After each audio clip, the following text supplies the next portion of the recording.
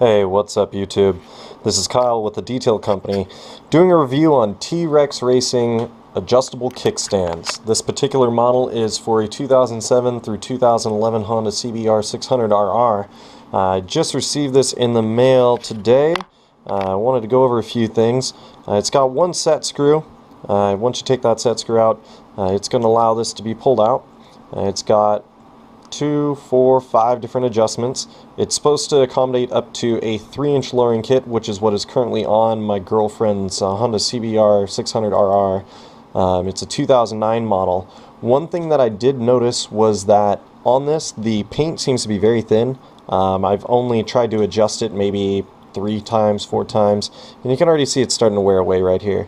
Besides that, as part of a mechanical design of this adjustable kickstand, it currently only has a tube without a place for the air to go. So once you try and compress it down to this last spot, it is firmly in place and it will not allow it to go down to this last adjustment, which is going to be critical considering that I need it to go all the way down to accommodate a 3-inch lowering kit. So if they either drilled a small hole in here on the side to allow the air to escape, if they maybe drilled out a small slot along here, I think that would be helpful.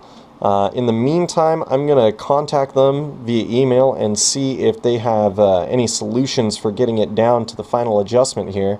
If not, I am probably going to go ahead and have to return this. But finding an adjustable kickstand has been quite a pain.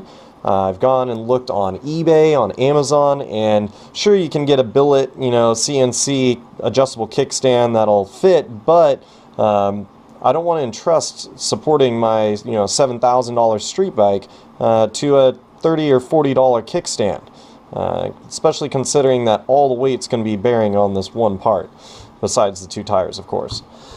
Anyways, I found it up here on Amazon for $99.95. However, I did order it on eBay. I believe it was these guys right here, direct from T-Rex Racing. So if you're looking for a kickstand and you don't need it to be, again, all the way down to this last adjustment, it does feel really solid. The angle looks like it should be appropriate for the height of the kickstand, no matter what height you set it to. I'm just concerned that I won't be able to reach this final adjustment slot. So there it is. If you guys have any suggestions as far as adjustable kickstands, feel free to go ahead and drop a link and description in the comments, and I'll try and order it up and review it as soon as possible.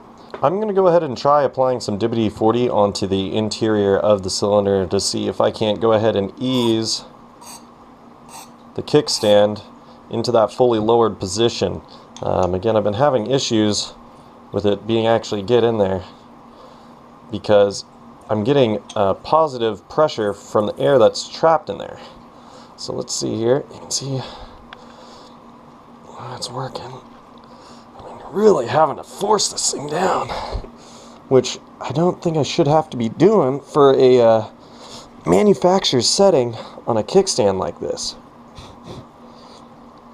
As you can see, right there is the threads for the screw, and I needed about another ½ inch down. So I'm going to go ahead and try to keep forcing on this and see if I can't get it down in there. But we'll be right back. Alrighty folks, I finally got it down in there. I had to put an insane amount of pressure down while twisting using this handle, moving it back and forth. And I mean, it's taken all my strength to get it down to where it's at. Again, I think that is definitely a design flaw with the company. They needed to allow some way for that air to escape, whether it's tapping a hole in through the side or putting a slot on the actual cylinder that's being inserted into this piece here. I'm going to go ahead and let's try and install the set screw in here, see if we got it up there. I'm wearing my motorcycle gloves because, quite frankly, the metal edges on this thing are very sharp, and so it was killing my hands trying to do it just without any gloves. So let's see here.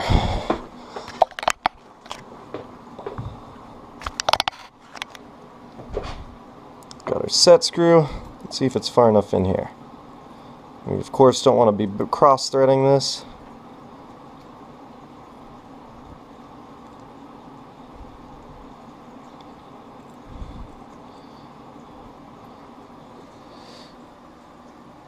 Well, looks like it actually might be a little too far down, ironically. So I'm going to make some final adjustments to this and we'll be right back.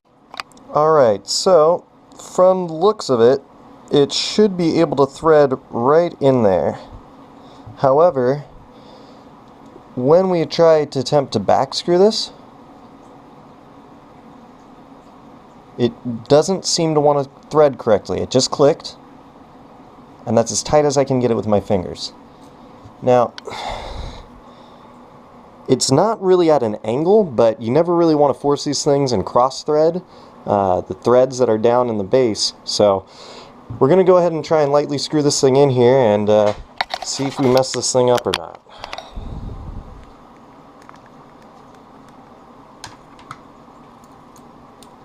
Just going to be applying a minor amount of pressure here, and everything feels good, feels snug. So looks like we finally got it down in there. It took about 5 minutes of finding a good solid surface.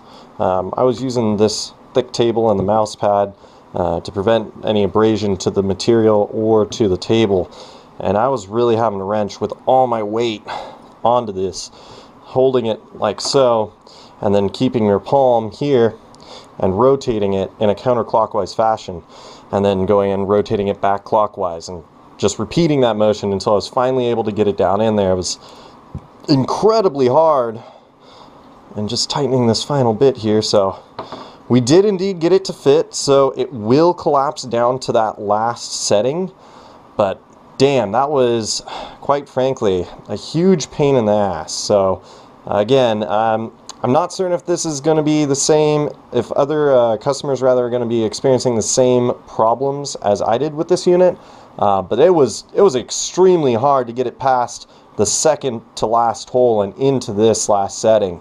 So it does fit. I'm going to go ahead and try and get this installed today, and we'll do an update after and during that installation. So have a great day, guys.